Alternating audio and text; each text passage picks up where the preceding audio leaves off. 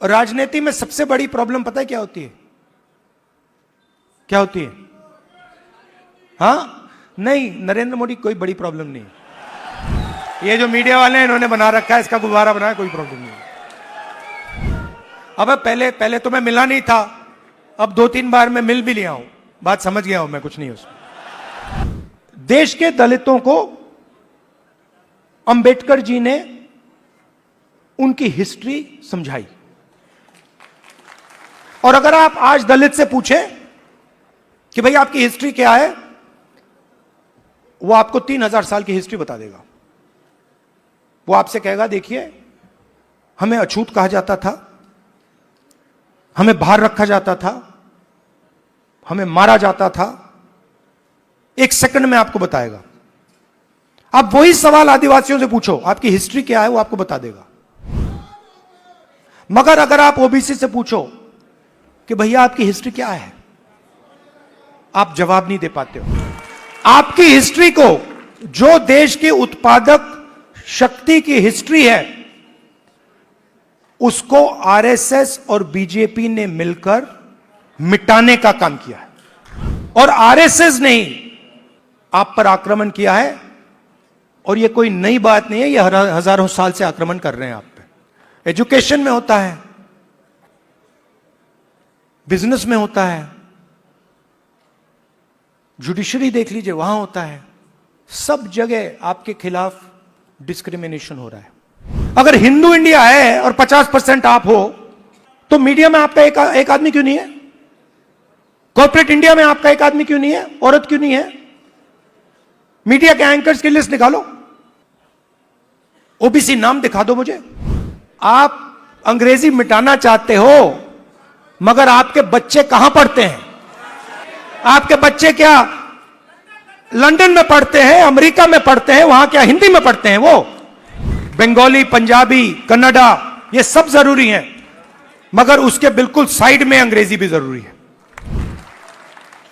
हमारे senior leader बैठे हैं, सिद्धरामैया जी बैठे हैं, चीफ मिनिस्टर हैं, बघेल जी हैं, गेहलोत जी हैं, पायलट जी हैं, नारायण स्वामी जी हैं, ये आइकॉन्स हैं आपके। आप मेरी बहन से पूछो, मेरी बहन से पूछो, कभी मिलोगे तो पूछना कि अगर कभी राहुल ने किसी चीज के बारे में मन बना लिया, तो उस बात को वो छोड़ेगा या नहीं छोड़ेगा, वो पूछ लो उससे। मैं नहीं छोड़ने वाला। और मैं सिर्फ जाति जनगणना की बात नहीं कर रहा हूं। देखो, आप ये मत सोचो कि मैं जाति जनगणना की बात कर रहा हूं। जाति जनगणना तो पहला कदम है। मैं जो आपकी, जो बघेल जी ने उत्पादक शक्ति की बात की, मेरा लक्ष्य है कि उस उत्पादक शक्ति को हिंदुस्तान में रिस्पेक्ट और हिस्सेदारी मिले। राजनीति में सबसे बड़ी प्रॉब्लम पता है क्या होती है? क्या होती है?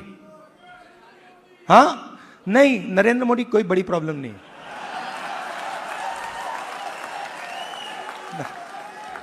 वो नहीं,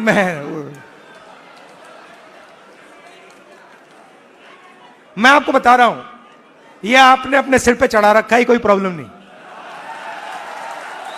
ये जो मीडिया वाले हैं इन्होंने बना रखा है, इसका गुब्बारा बनाया, कोई प्रॉब्लम नहीं।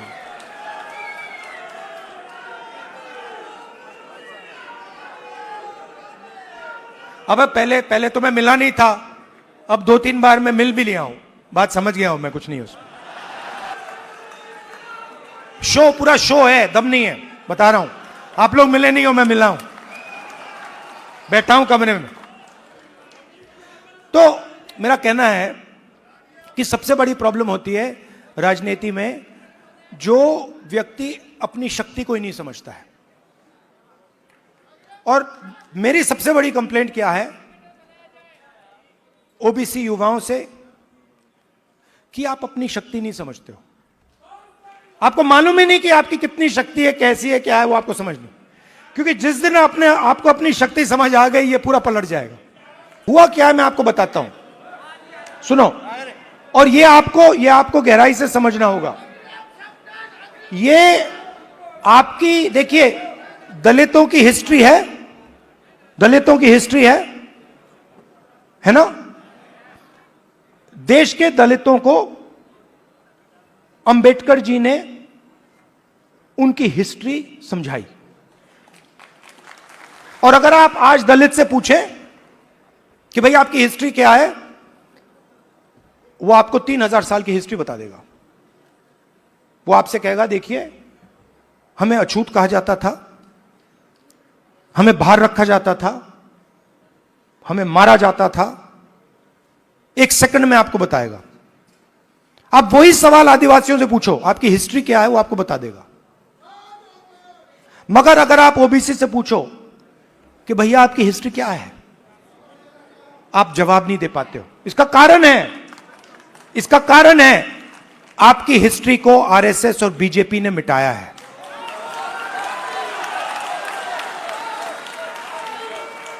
आपकी हिस्ट्री को, जो देश की उत्पादक शक्ति की हिस्ट्री है, उसको आरएसएस और बीजेपी ने मिलकर मिटाने का काम किया है। आप स्कूल पढ़े हो ना, हिंदुस्तान में स्कूल पढ़े ना। आप मुझे बताओ, आपने स्कूल में हिस्ट्री की तो किताब पढ़ी होगी, उसमें ओबीसी की हिस्ट्री कौन सी थी, कहां थी? उसमें कहीं लिखा था ओबीसी की हिस्ट्री के बारे में? कुछ लिखा था? मैंने तो नहीं पढ़ा। आज जब मैं बात को समझ रहा हूं तो मैं अपने आप से सवाल पूछता हूं, भैया जब मैं छोटा था तो इस देश के जो 55-60% लोग हैं, उनकी हिस्ट्री की किताब में है ही क्यों नहीं? यह जानबूझ के मिटाया गया है, क्योंकि जिस दिन आप अपनी हिस्ट्री समझ जाओगे, उस दिन आप समझ जाओगे कि आरएसएस आपका सबसे बड़ा दुश्मन है।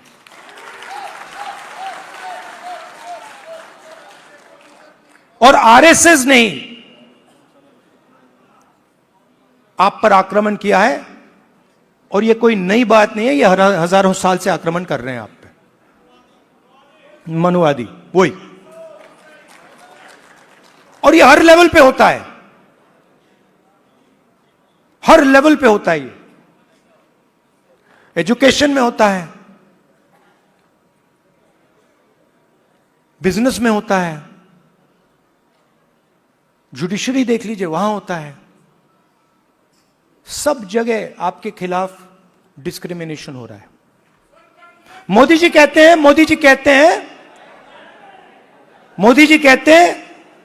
हिंदू इंडिया कहते हैं। 50% हिंदू तो आप हो। अगर हिंदू इंडिया है और 50% आप हो, तो मीडिया में आपका एक आदमी क्यों नहीं है? कॉर्पोरेट इंडिया में आपका एक आदमी क्यों नहीं है? औरत क्यों नहीं है? मीडिया के एंकर्स की लिस्ट निकालो, ओबीसी नाम दिखा दो मुझे, कहां है? बड़े बड़े पत्रकारों के नाम निकालो, ओबीसी कहां है? कौन है वहां पे? अदानी ओबीसी है क्या? आपकी पूरी की पूरी जमीन उसको दी जा रही है, पूरी की पूरी आपकी जमीन। ओबीसी, दलित, आदिवासियों की जमीन छीन छीन कर अदानी को दी जा रही है, अंबानी को दी जा रही है, टाटा को दी जा रही है, इन लोगों को दी जा रही है। इनके सिस्टम में कोई ओबीसी है ही नहीं, दलित है ही नहीं, आदिवासी है ही नहीं। तो इसलिए हमने कहा है, सबसे पहले जहां भी हमारी सरकार होगी वहां जाति जनगणना होगा,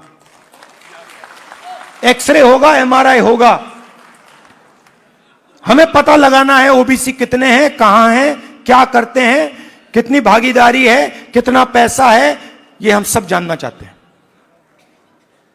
दूसरी बात,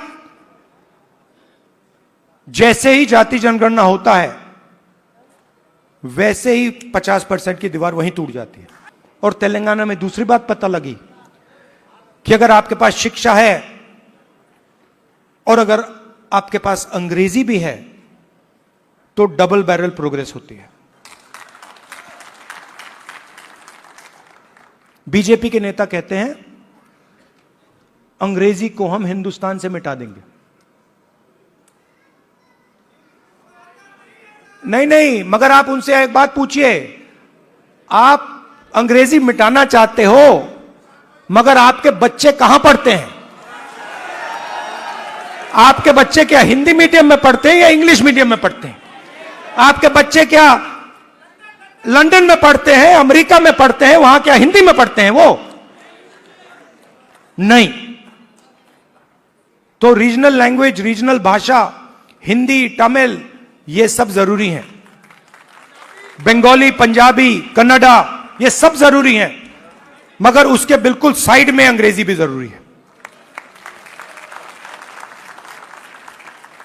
इसीलिए हमारा तीसरा मुद्दा, reservation in private education institutions, मतलब प्राइवेट एजुकेशन सिस्टम में दलितों को, आदिवासियों को, पिछड़ों को रिजर्वेशन। हमारे सीनियर लीडर बैठे हैं, सिद्धरामैया जी बैठे हैं, चीफ मिनिस्टर हैं, बघेल जी हैं, गेहलोत जी हैं, पायलट जी हैं, नारायण स्वामी जी हैं। ये आइकॉन्स हैं आपके, ये आइकॉन्स हैं, मगर हमें ऐसे और आइकॉन्स चाहिए। इन 3-4 लोगों से नहीं होगा काम। हमें 40-50 ऐसे लोग चाहिए जो हम मतलब पूरे दम से ओबीसी विजन को आगे बढ़ाएं। और देश के मैं ओबीसी वर्ग से, युवाओं से कहना चाहता हूं, जो मैंने शुरुआत में कहा, मैं अपनी साइड से कह सकता हूं, कांग्रेस पार्टी के साइड से नहीं कह सकता हूं। मैं अपने साइड से कहना चाहता हूं कि जिस प्रकार से मैंने ओबीसी वर्ग के लिए काम करना चाहिए था, पहले मैंने नहीं किया, अब मैं डबल स्पीड से वो काम करने जा रहा हूं।